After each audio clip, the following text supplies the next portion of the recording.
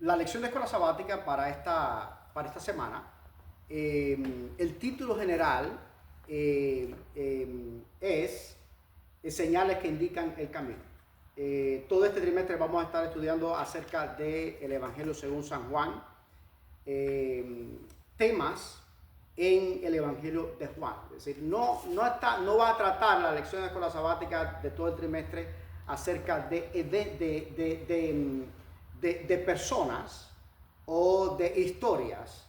Más bien va a tratar acerca de temas. Es importante que tengamos eso presente para que podamos tener un entendimiento mejor y más amplio de este folleto de escuela sabática de este trimestre.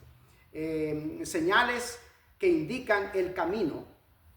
Estábamos razonando, meditando más bien. Yo que no fui chofer en Cuba, yo me hice chofer aquí en Estados Unidos, ya a una edad adulta, pero los choferes experimentados cubanos, los choferes cubanos experimentados, que son choferes desde Cuba, por ejemplo, Pedro mismo, este Pedro Bigote y el Pedro Toquimbao también, y otros me han comentado que a pesar de que la velocidad a la que se maneja, a la que se conduce aquí en Estados Unidos, es mucho mayor, es significativamente mayor a la que se maneja en Cuba, incluso exponencialmente mayor a la que se maneja en Cuba, que a pesar de eso, manejar aquí es mucho más fácil y mucho más seguro que manejar en Cuba. ¿Por qué razón?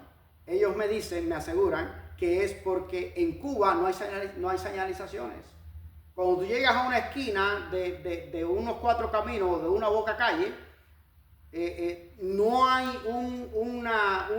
una señal que indique que tú debes parar ahí o que debes por lo menos ceder el paso. Y pasas por ahí para allá, sigues por ahí para allá de largo, sin tomar en cuenta que puede venir otro chofer, otro carro, o un peatón, o alguien en bicicleta, o alguien en un carretón o en un burro, y puede provocar un accidente. Aquí en Estados Unidos, lo que tiene que ver con las leyes del tránsito son muy específicas y muy bien señalizadas, de una forma muy apropiada y muy abundante también. Yo siempre bromeo con la gente, sí, sobre todo con los inmigrantes cubanos.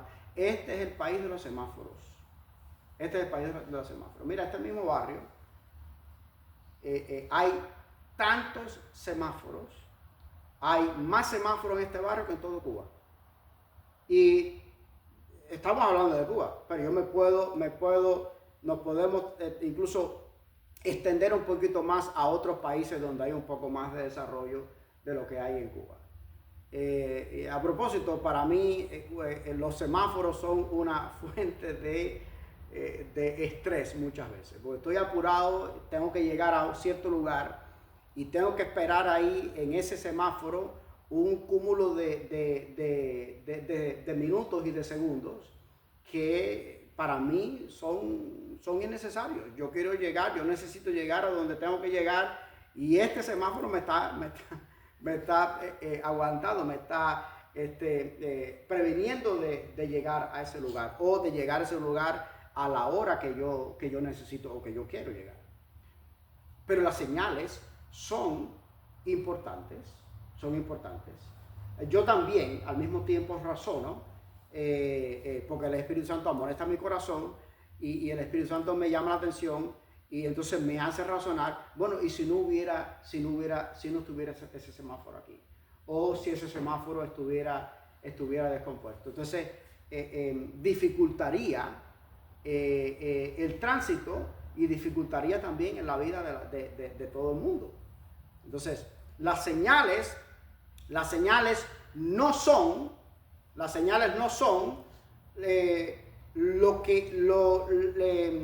están indicando algo, mejor dicho, que hay algo, pero no son ese algo, las señales. Sin embargo, las señales no dejan de ser importantes, no solamente importantes, indispensables. Es decir, para el primer advenimiento de Jesús, para el primer advenimiento del Mesías, había señales, o mejor dicho, todavía existen esas señales. Ya el evento pasó, ya vino el Mesías por primera vez, aunque hay algunas personas que practican ciertas religiones y enseñan ciertas doctrinas que para ellos todavía el Mesías no ha venido todavía. Para ellos Jesús no es el Mesías, para ellos Jesús no es el Cristo que habría de venir. Pero para nosotros los cristianos, Jesús es el Mesías y para su primer advenimiento hay señales prescritas en la palabra de Dios, específicamente en el Antiguo Testamento, que son indicaciones, son indicios, son eso mismo, señales. Esas señales no son el Mesías. Esas señales apuntan al Mesías, indican que habría de venir un Mesías. Es más, indican que un Mesías vino, pero no son el Mesías. Pero son importantes. Hay todavía también señales para el segundo advenimiento de ese Mesías, de ese Jesús, de ese Salvador. Hay también señales que están indicando el segundo advenimiento. Ya vino por primera vez, primer advenimiento, ¿verdad? Hay señales con respecto a ese primer advenimiento. Pero viene por segunda vez también. Él lo prometió. Vengo por segunda vez. Por cierto, para Angelín y está justamente en este evangelio según San Juan, lo que se ha convertido en estos años recientes en el versículo, es el texto favorito de Angelín. Está, por cierto, compuesto por 3 versículos. San Juan capítulo 14. Él prometió que ha de venir por primera vez y lo cumplió. ¿O no lo cumplió? Sí lo cumplió. Él también prometió que ha de venir por segunda vez. ¿Y qué creemos nosotros? Que si él prometió que vendría por primera vez y lo cumplió, pues entonces, si él prometió la primera vez y cumplió, y está prometiendo una segunda vez, una segunda vuelta, si lo que prometió la primera vez lo cumplió, no es prueba de eso, de que va a volver a cumplir por segunda vez. Es decir, cuando venga por segunda vez. Por supuesto que sí. Pero, como estaba diciendo, las señales no son el Mesías. Tú sabes que vivimos en un mundo, esta iglesia del tiempo del fin, una de las características que yo veo de la iglesia del tiempo del fin es que muchas veces les estamos prestando demasiada atención a las señales. ¿Debemos prestarle atención a las señales? Por supuesto que sí. Yo soy el primero que me dedico a estudiar la palabra del Señor. ¿Ve? Pero a veces me da la impresión, o mejor dicho, con lamentable frecuencia me da la impresión de que le estamos prestando más atención a las señales que a lo que indican esas señales.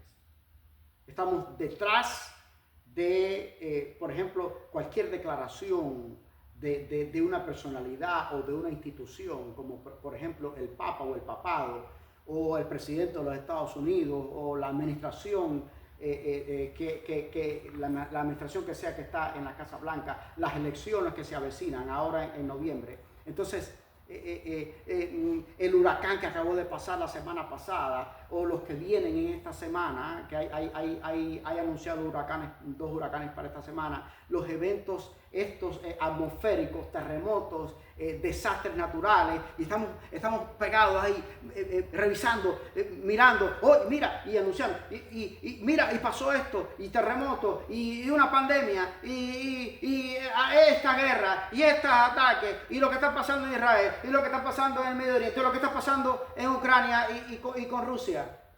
Y sí, es bueno, no solamente es bueno, es ideal que le prestemos atención a todas esas señales. De hecho, dice la palabra del Señor, no menosprecien las profecías, es decir, las señales del tiempo del fin. Pero una cosa es esa y otra cosa es que le estamos prestando demasiada atención y estamos demasiado enfocados en eso, tomando demasiado tiempo en esas cosas. Y ese tiempo que consumimos para eso, para escudriñar esas cosas y que requieren de esfuerzo extra para estudiar y para investigar, y entonces es tiempo entonces que no voy a tener para servir en el banco de comida o para servir a otras personas o para servir a la iglesia, para servir al Señor en fin, para servir. Entonces, estamos más preocupados por estudiar que por ejercer el ministerio de servicio. Yo he dicho en otras ocasiones que en el sermón escatológico viene de, es un vocablo que es una palabra que viene de un vocablo griego que quiere decir que se pronuncia o es más bien, es hatón, y quiere decir o se refiere a eventos del tiempo del fin. En el sermón escatológico, en el sermón del eshatón que pronunció Jesús un poco antes de su crucifixión, hay varias señales. Pero de la inmensa mayoría de esas señales, o en la inmensa mayoría de esas señales, nosotros como iglesia no tenemos mucho que hacer al respecto. En la inmensa mayoría de los casos no tenemos nada que hacer al respecto. ¿Qué puedo hacer yo con respecto a los terremotos? ¿Puedo yo evitar los terremotos? No puedo evitarlos. ¿Puedo hacer que ocurran los terremotos? Yo no puedo hacer que ocurran los terremotos.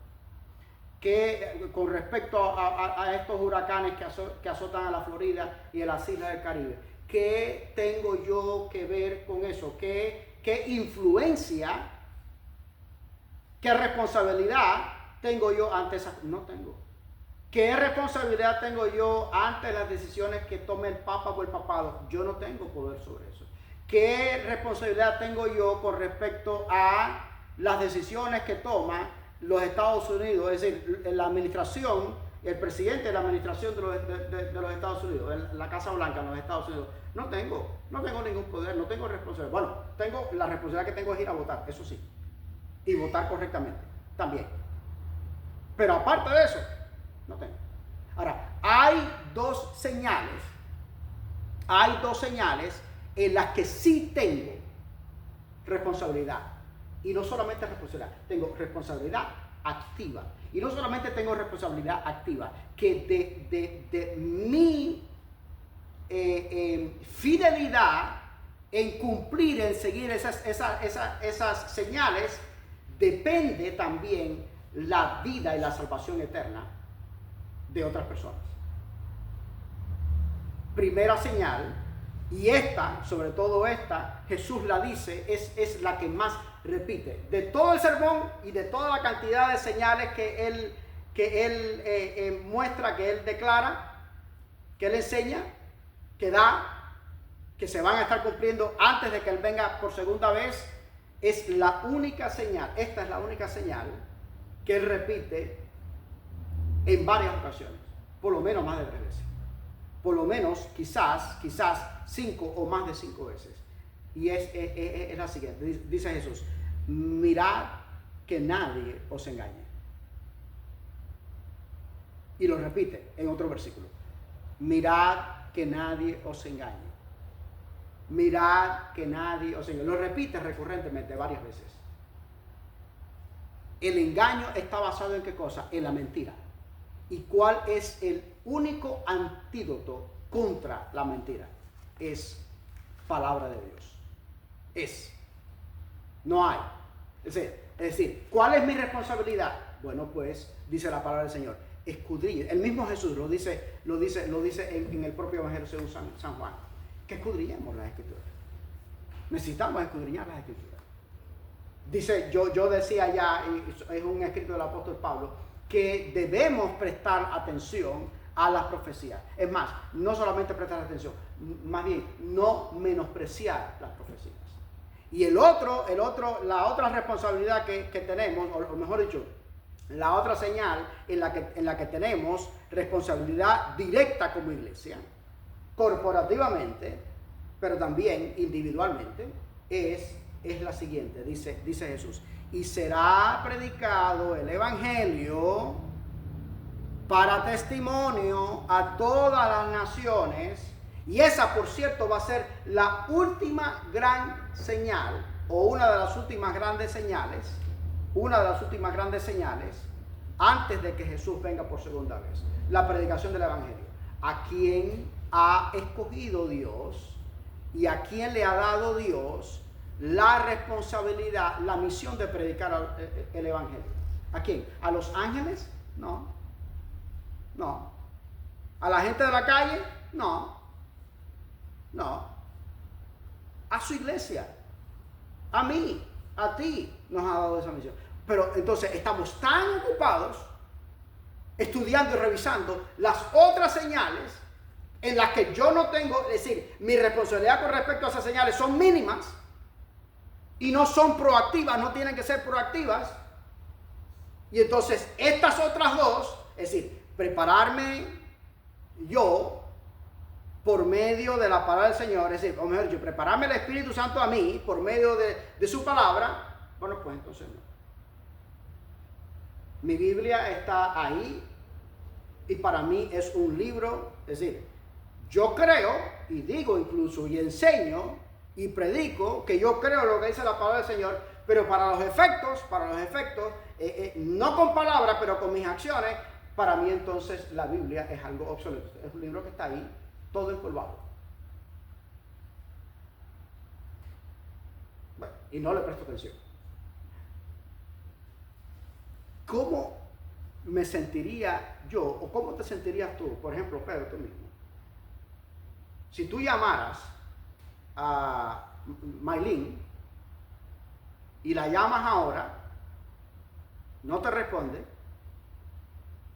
y la llamas más tarde y no te responde, y la llamas 7 veces en el día, no te responde, y la llamas mañana, entonces, bueno, tuvo un mal día hoy, Maylin, bueno, la voy a dejar para llamarla mañana, pero mañana también se repite la misma historia, y pasado también, y la semana que viene también se repite la misma historia, y el mes que viene. ¿Cómo te sentirías tú? Bueno, pues, ¿cómo se siente Dios? ¿Cuál es la óptica de Dios cuando Él quiere comunicarse con nosotros, pero nosotros no se lo permitimos? La Biblia es la forma precisa, perfecta, ideal que tiene Dios de comunicarse con nosotros. Entonces, razono de esta manera. Volvemos entonces a la lección de escuela sabática, porque he hecho un paréntesis, reconozco que he hecho un paréntesis muy largo, ya ustedes me conocen. Pero volviendo al tema de la escuela sabática, específicamente al tema de la lección de escuela sabática de esta semana, señales que indican el camino. La lección de escuela sabática, o mejor dicho, el autor de la lección de escuela sabática no lo toca, no toca esto, no lo toca. Pero nosotros les vamos a comentar con ustedes, para razonar con ustedes, esto que no toca la lección de escuela sabática. ¿Ves lo importante que es? ¿Ves lo indispensable, lo vital incluso que es que tengamos comunión con el Espíritu Santo por medio de su palabra, que tengamos comunión con Dios, con el Señor, por medio de su palabra? Porque, mira, este erudito que escribió este proyecto de escuela sabática es un hombre súper dotado intelectualmente y es un hombre súper dotado espiritualmente también. Un maravilloso hombre del Señor. Sin embargo, no toca este asunto. Y es que de las señales para el primer advenimiento del Mesías, para el primer advenimiento de Jesús, nos enfocamos muchas veces, y para el segundo advenimiento también, nos enfocamos muchas veces en eventos. Pero una persona también puede ser una señal. Y para el primer advenimiento de Jesús es altamente importante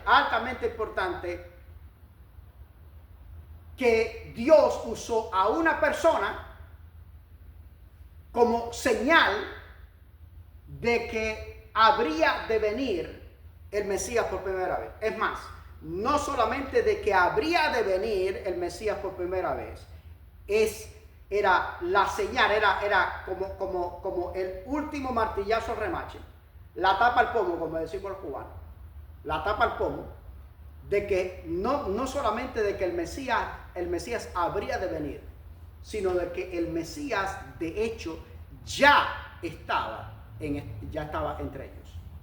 ¿Quién es esa persona? Se le conoce en el mundo adventista, en el mundo teológico, específicamente el mundo teológico adventista, como el precursor de Jesús. ¿Quién era esa persona? Juan el Bautista. Juan el Bautista.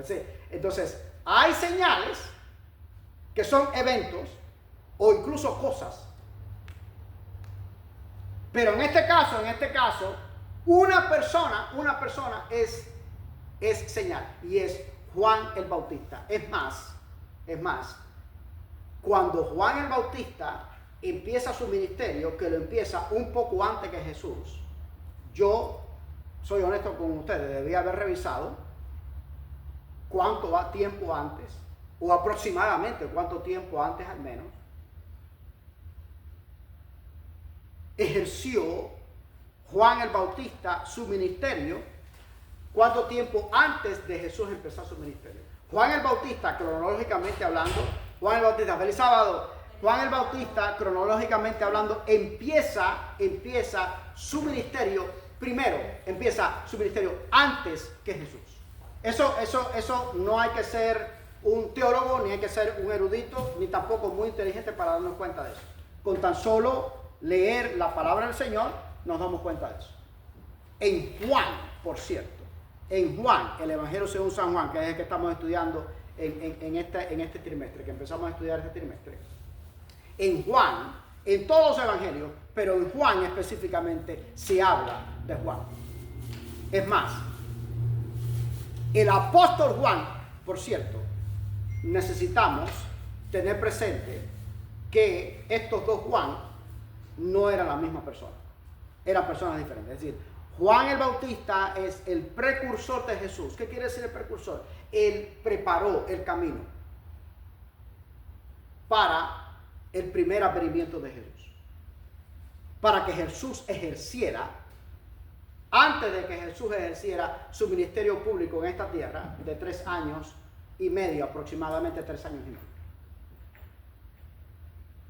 Juan el Bautista era el precursor, el que iba a preparar el camino.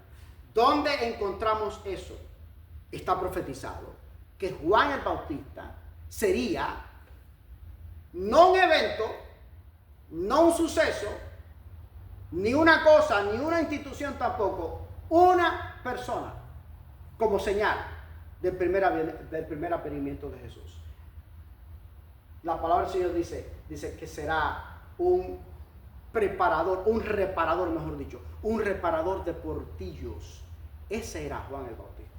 Entonces, cuando sale Juan el Bautista a la palestra y Juan el Bautista empieza a desarrollar su ministerio, es una cosa asombrosa, es algo asombroso lo que Dios hace con Juan el Bautista, en Juan el Bautista y por medio de Juan el Bautista.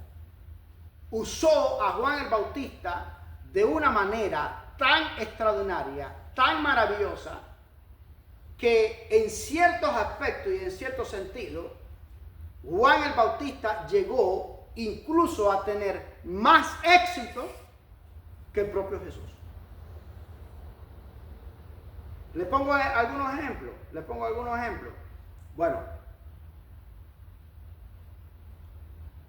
al menos los evangelios, ninguno de los 4 evangelios, ni Mateo, ni Marcos, ni Lucas, ni Juan, que es el que nos ocupa en este trimestre,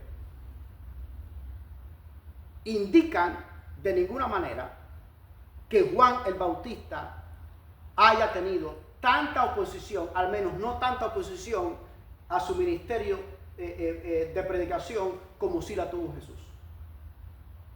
Dice la palabra del Señor, lo dice claramente. Ustedes no van a necesitar que yo les diga versículos específicos porque conocen la historia.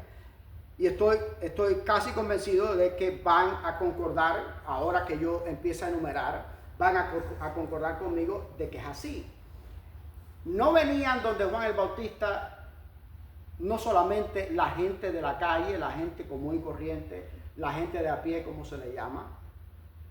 Venían gente de toda Judea, venía gente de toda Galilea, donde Juan el Bautista. Escuchaban con atención.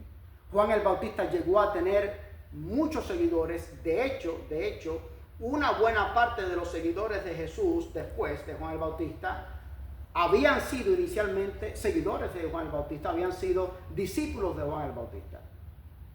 Pero no solamente venía la gente de a pie, la gente común y corriente, venían también altos dignatarios a escuchar a Juan el Bautista.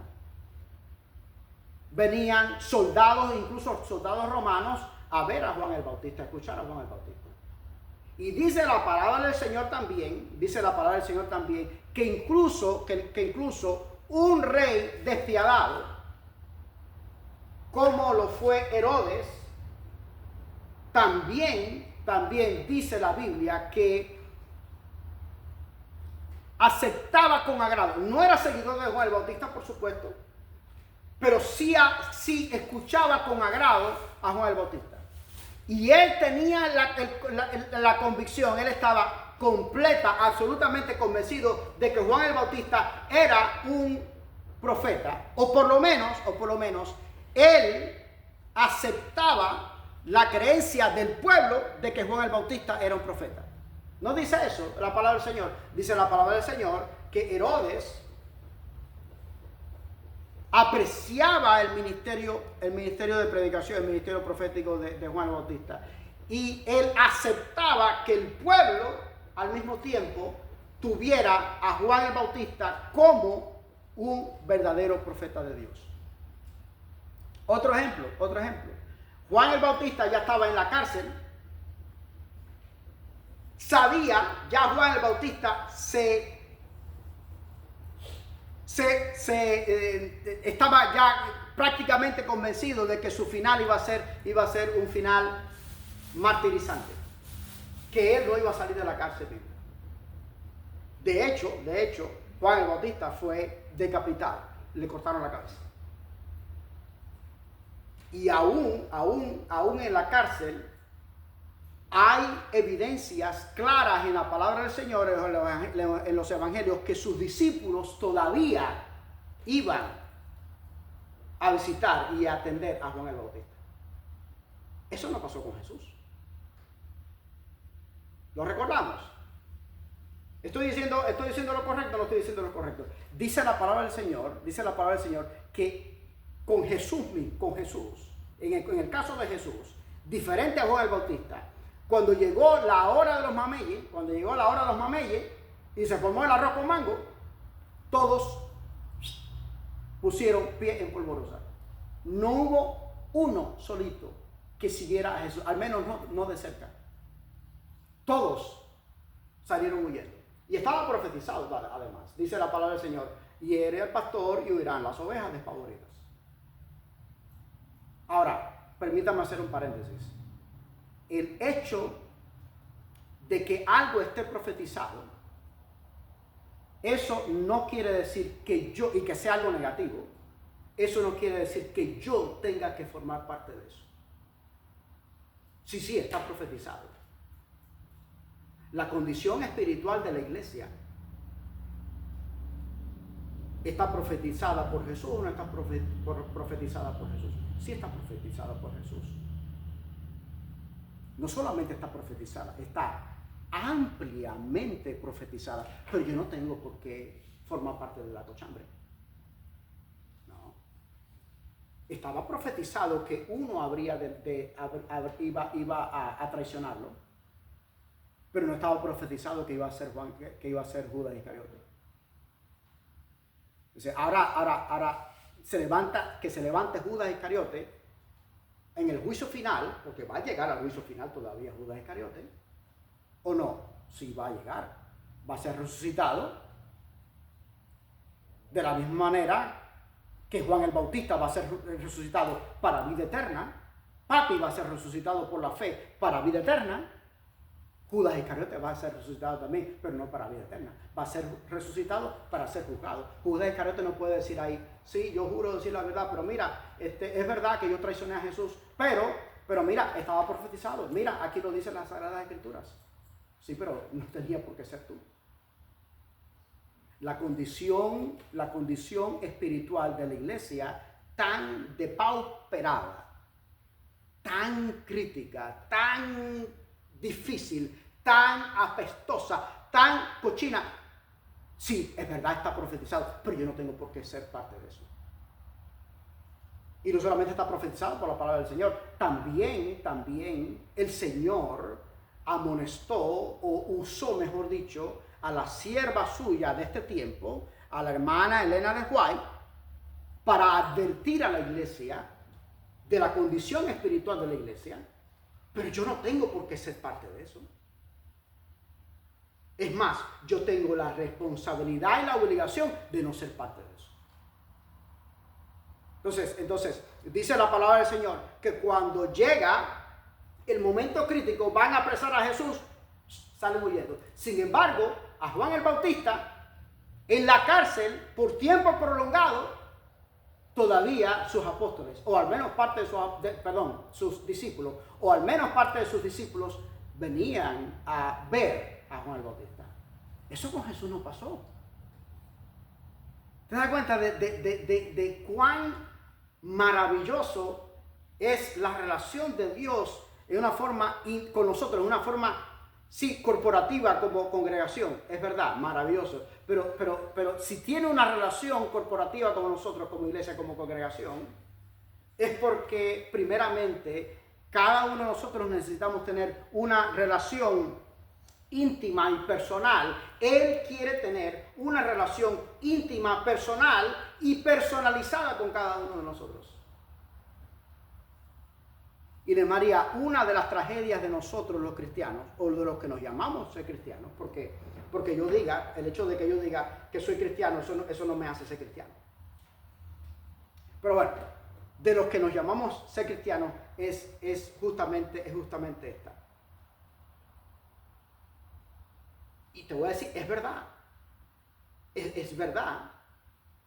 Pero cuidado con las verdades a medias. El hecho de que Dios es el Dios del universo, es maravilloso eso. Yo saber que sirvo al Dios del universo, para mí eso es maravilloso. Es más, es lo más maravilloso. Es indescriptible. Pero no se queda ahí la cosa. Eso es una verdad. Y una verdad maravillosa. Y una verdad extraordinaria. Pero es una verdad a medias.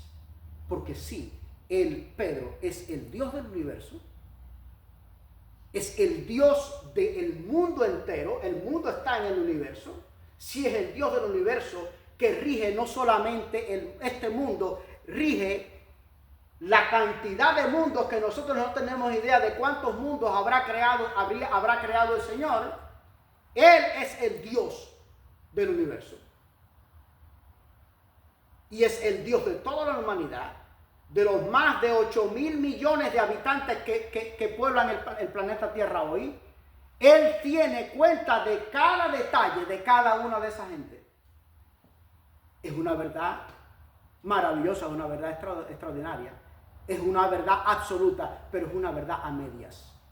¿Sabes por qué es una verdad a medias? Porque también, y es la tragedia que tenemos, ver a Dios así, en ese ámbito, en ese contexto universal. Pero es también tu Dios personal. Y esa es una de las tragedias que tenemos. Sí, Dios, allá, todopoderoso, pero es inalcanzable, es inaccesible para mí. No. Él es Dios personal. Él quiere tener una relación personal con nosotros. Vamos al Antiguo Testamento, al libro de Éxodos y al libro de Levíticos. Dios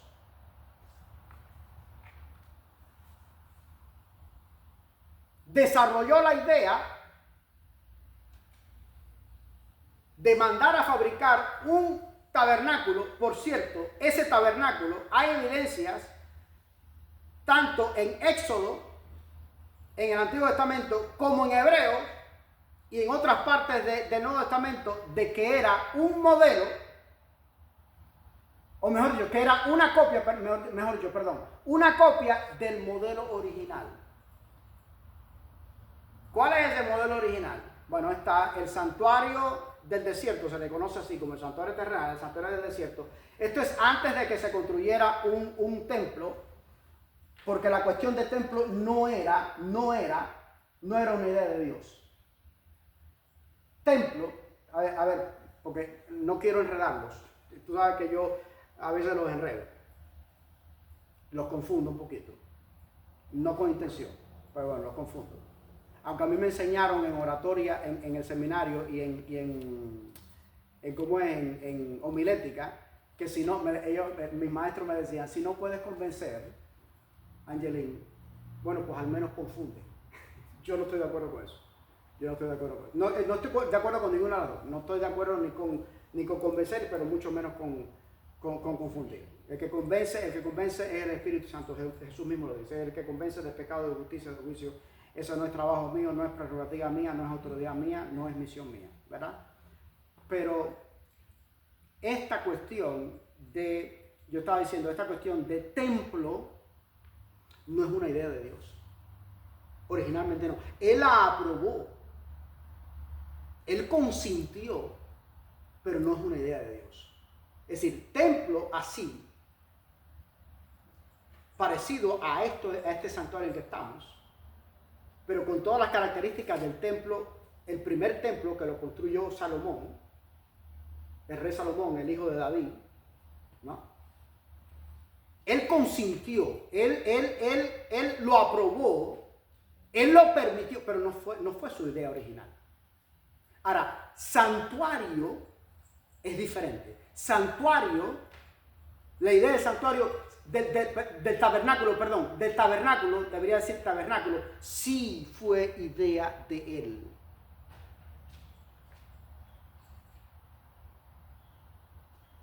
Es más, cuando él le da la orden a Moisés y le plantea toda la idea clara a Moisés, le dice a Moisés, yo quiero que hagas un tabernáculo, que mandes a hacer un tabernáculo. Mira, estas son las medidas, estas son las características.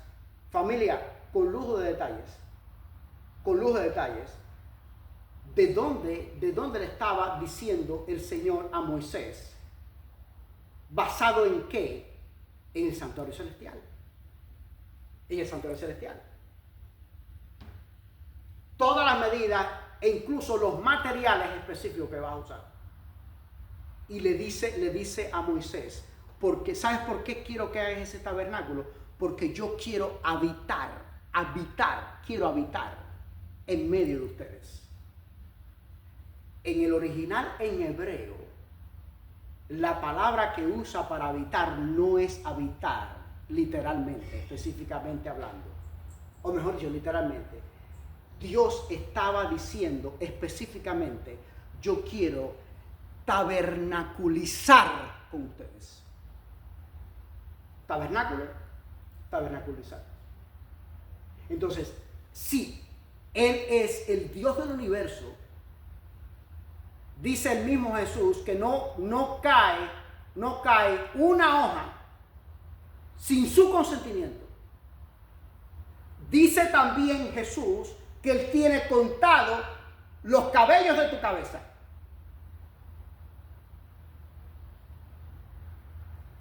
Pero también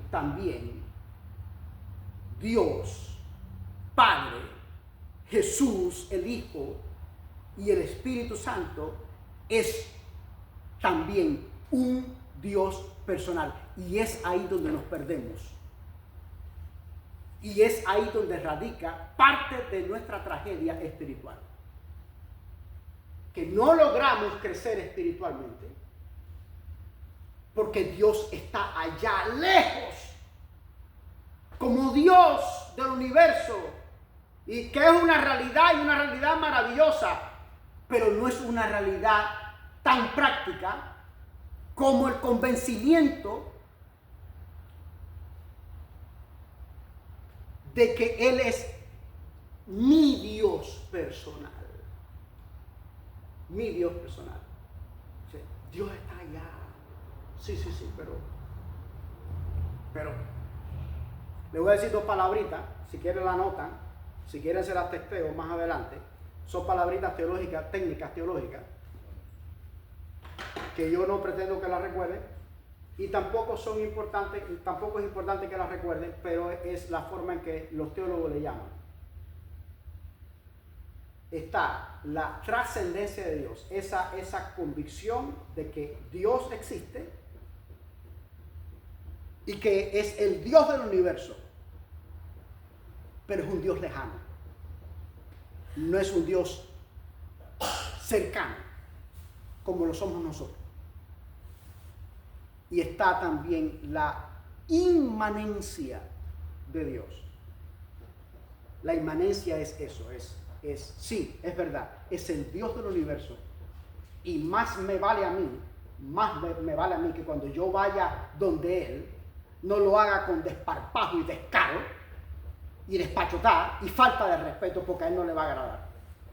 Que yo venga donde Él, como si es en mi propio cuarto, y es justamente ahí donde el Señor, donde Jesús nos enseña que debemos buscarlo a Él. Cerrada en tu cuarto, cerrada la puerta de tu cuarto, ahí.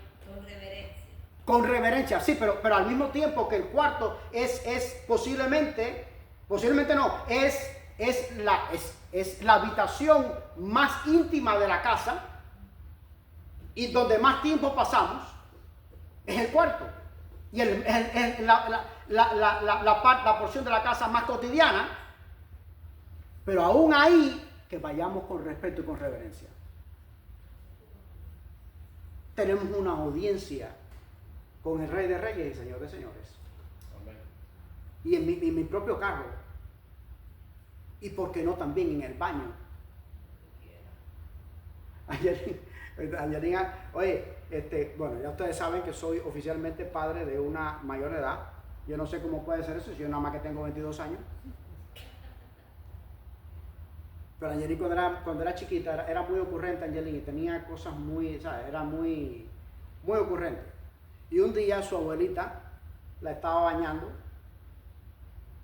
y entonces la abuelita siempre dirigía su mentecita, su espíritu a Jesús, ¿ves? Siempre, bueno, no solamente la abuelita, toda la familia. Y que Jesús la cuida, y entonces ella preguntándole a la abuelita, Jesús siempre me cuida, siempre. Sí, bebé, sí te cuida siempre. Dice la abuelita, aquí mismo, en el baño, ahora Jesús te cuida también aquí en el baño. Dice ella, ay abuelita, Jesús me cuida aquí en el baño. Y abuelita, y Jesús me puede ver así, sin ropa. Ay abuelita, ponme ropa, que Jesús me puede ver sin ropa. ¿Ves? Entonces, señales que indican el camino.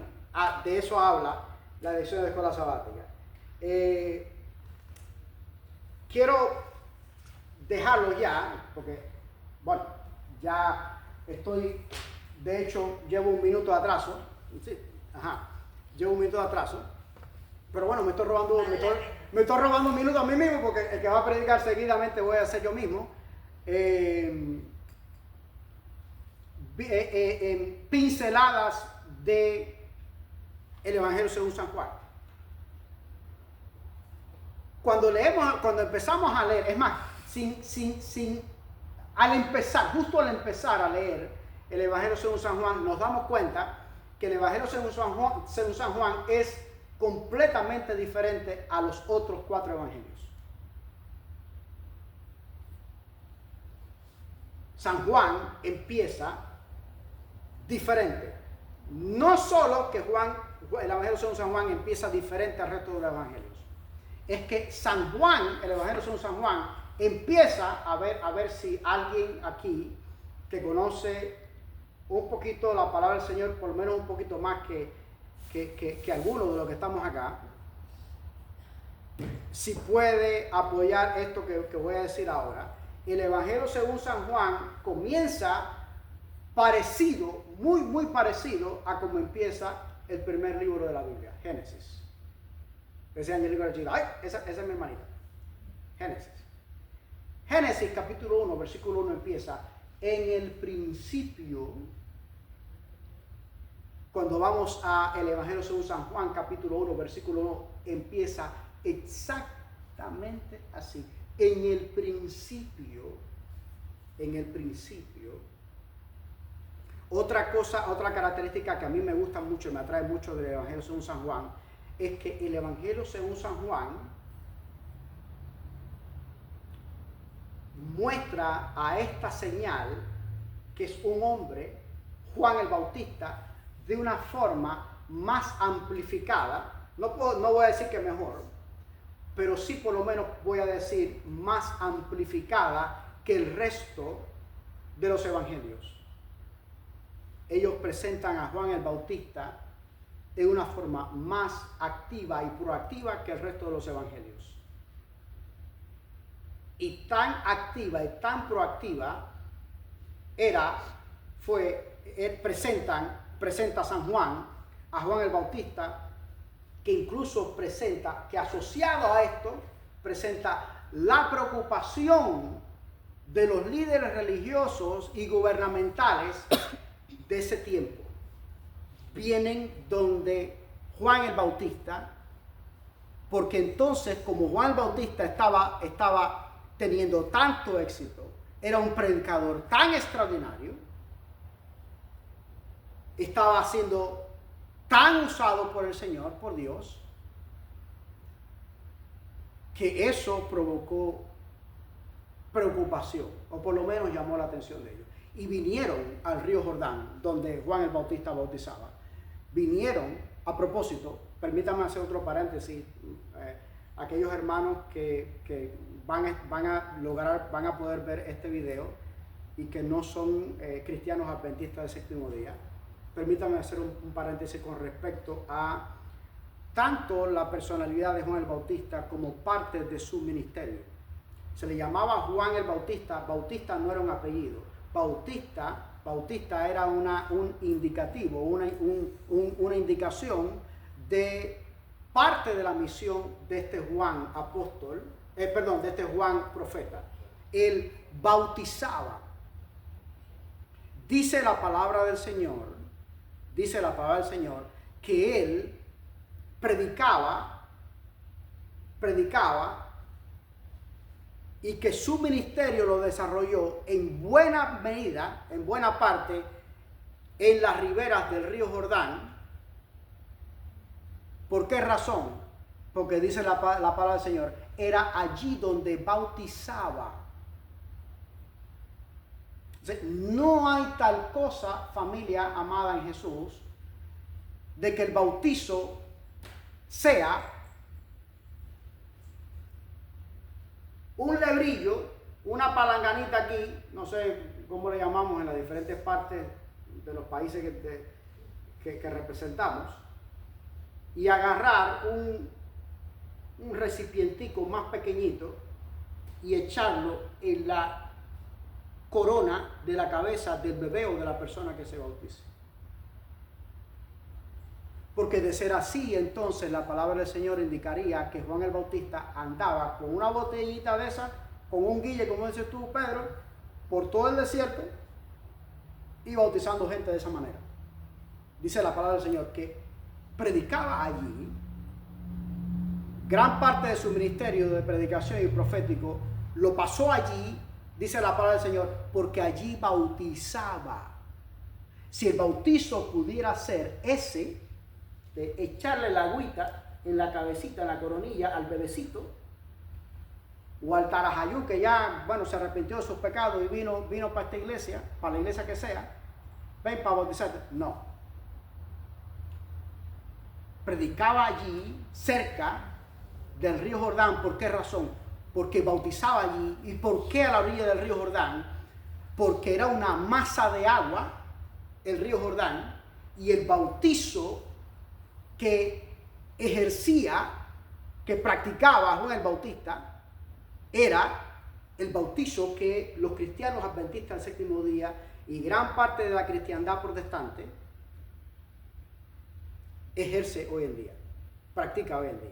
Es zambuirse completo, el cuerpo completo, debajo del agua. A propósito, otro paréntesis dentro de ese mismo paréntesis, la palabra bautizo viene de un vocablo griego. Recordemos todos que el griego koiné, nada más y nada menos, es el idioma original del Nuevo Testamento, es decir, de todo esto que relata el primer advenimiento de Jesús y también el segundo advenimiento de Jesús, es decir, el primer advenimiento de Jesús y las señales del segundo advenimiento para el segundo advenimiento de Jesús. La palabra en griego es un vocablo, el vocablo baptizo. ¿Y sabe lo que quiere decir ese vocablo en griego? Y por supuesto en castellano también, y por supuesto en inglés también, y por supuesto en portugués también, y en todos los idiomas que tú te puedes imaginar. Baptizo quiere decir inmersión. Entonces cuando viene un niñito, un bebecito aquí de lo más lindo, que parecen unos angelitos, que los papás los traen, para que el ministro oficiante de la iglesia que sea, entonces le eche agüita en la coronilla, entonces eso no es inmersión. Por lo tanto, no se le puede llamar bautizo. Eso es más bien una ablución, es la palabra técnica. Entonces, presenta a Juan el Bautista, el Evangelio de San Juan, presenta a Juan el Bautista de una forma activa como ninguno de los otros evangelios. Tanto que la gente, los líderes, tanto religiosos como gubernamentales, se preocuparon y fueron a ver a Juan el Bautista. Ven acá, ¿qué creyeron ellos? ¿Qué piensan ustedes que creyeron ellos? Y dijeron, este está haciendo todo esto, está predicando de esta manera, está bautizando, está ejerciendo este ministerio tremendo, tan exitoso. Bueno, pues este tiene que ser el Mesías. Y cuando vienen donde Juan el Bautista, le dicen a Juan el Bautista, ¿quién tú eres? Son cosas portentosas las que estás haciendo, pero ¿quién tú eres?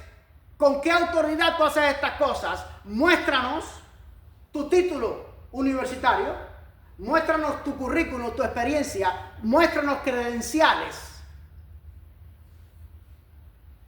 En otras palabras, ellos querían que Juan el Bautista le dijera, sí, yo soy el Mesías. Hace un ratico, cuando unos escasos minutos después que llegamos con Pedro, había aquí 2 o 3 gente, cubanos, algunos, sé que uno de ellos es cubano porque la que se dirigió a mí es cubana, porque ellos tenían entendido que hoy, aunque no hay banco de comida, no se va a entregar comida, no se va a regalar comida, que sí se iba a donar ropa, pero yo no sé nada de eso.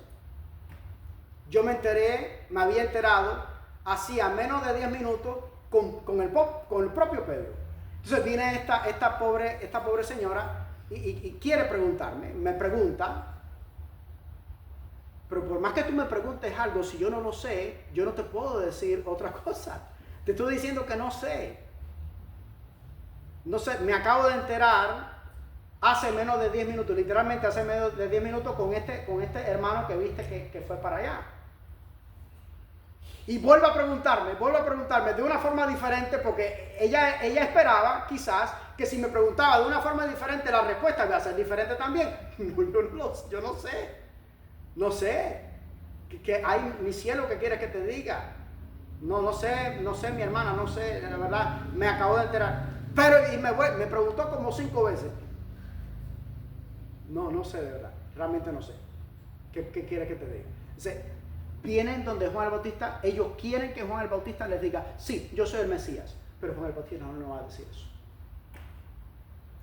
Si no hubiera sido un discípulo verdadero, un siervo de Dios verdadero, a lo mejor hubiera dicho, sí, ay, se da el bombo. Dice, no.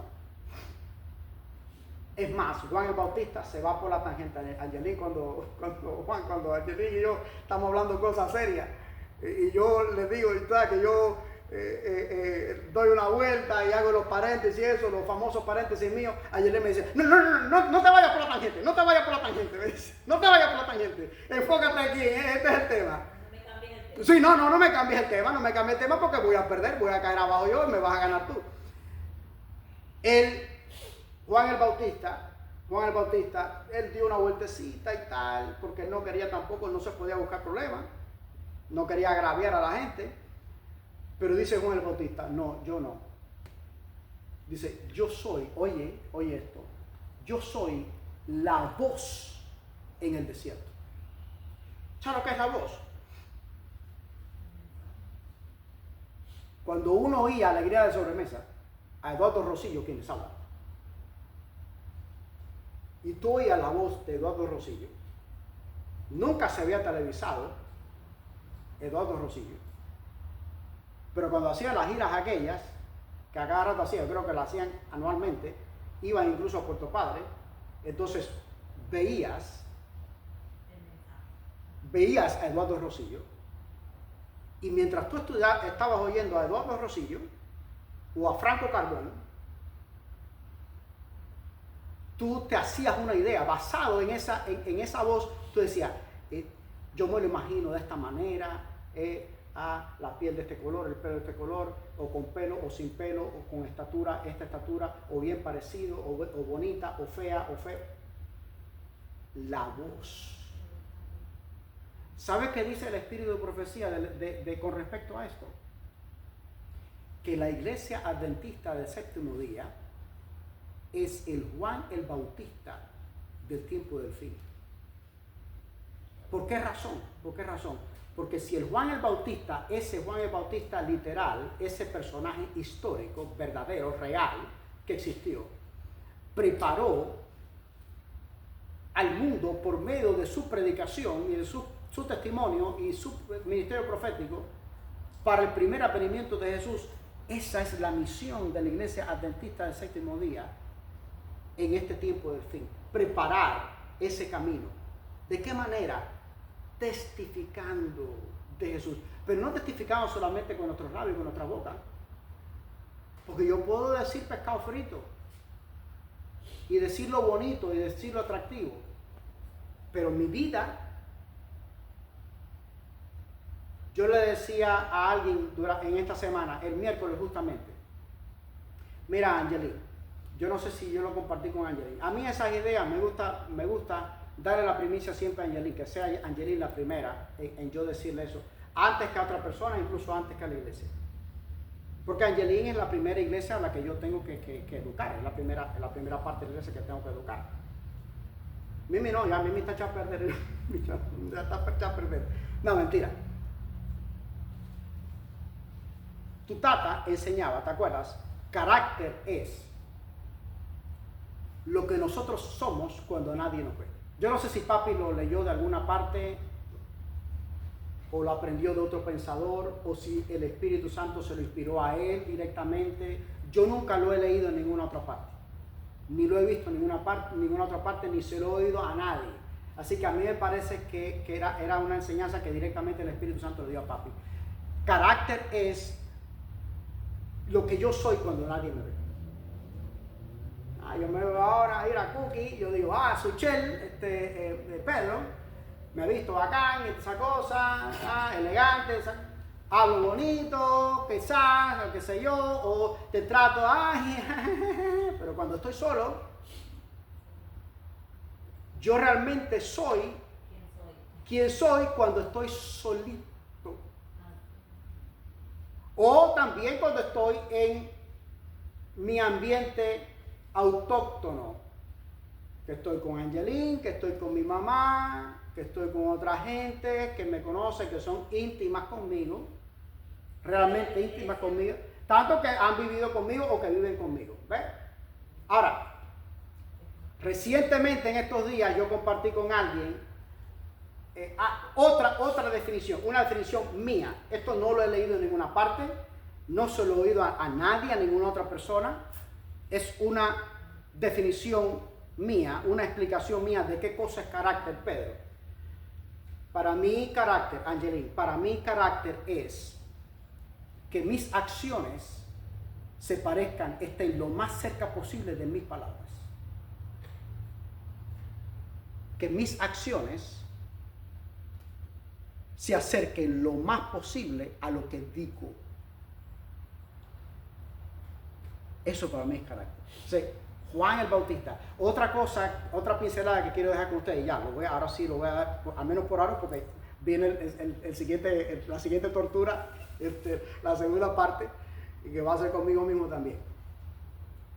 Otra cosa que me llama la atención con respecto a Juan, al Evangelio según San Juan, es que el Evangelio según San Juan continuamente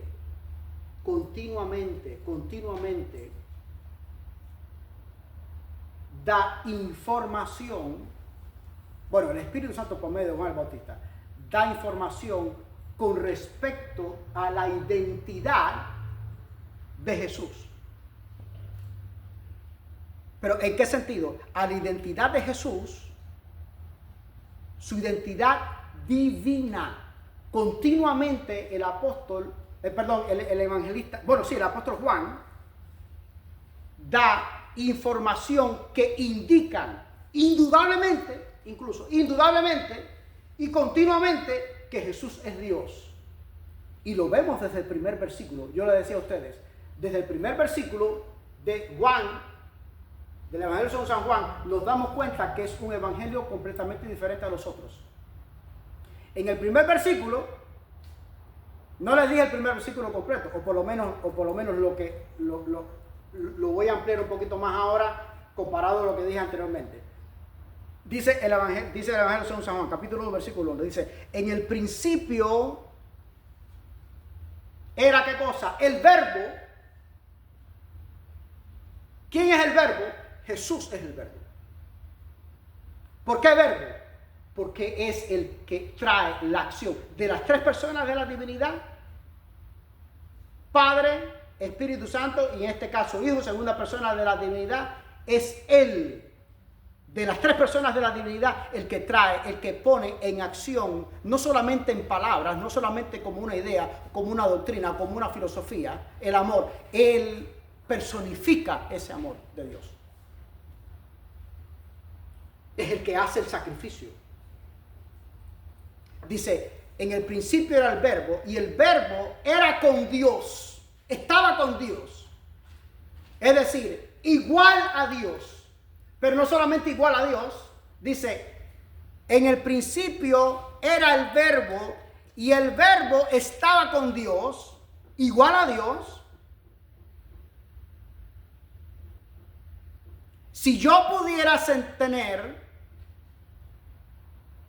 un escritorio al lado del presidente de los Estados Unidos, eso indicaría al lado de él, es decir, ahí pegado a él, no en la oficina siguiente. Eso indicaría que yo tengo tanta autoridad como ese señor o como esa institución.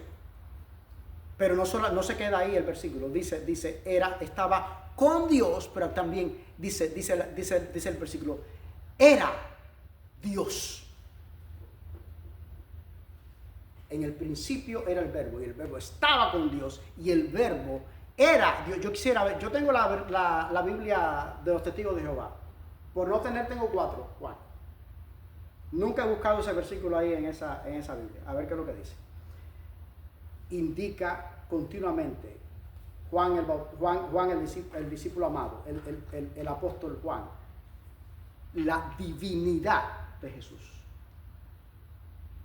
Está lleno, plagado el Evangelio según San Juan con declaraciones: yo soy Jesús, declaraciones de Jesús: yo soy Yahweh. Que Señor le bendiga. Nos preparamos espiritualmente para el segundo servicio.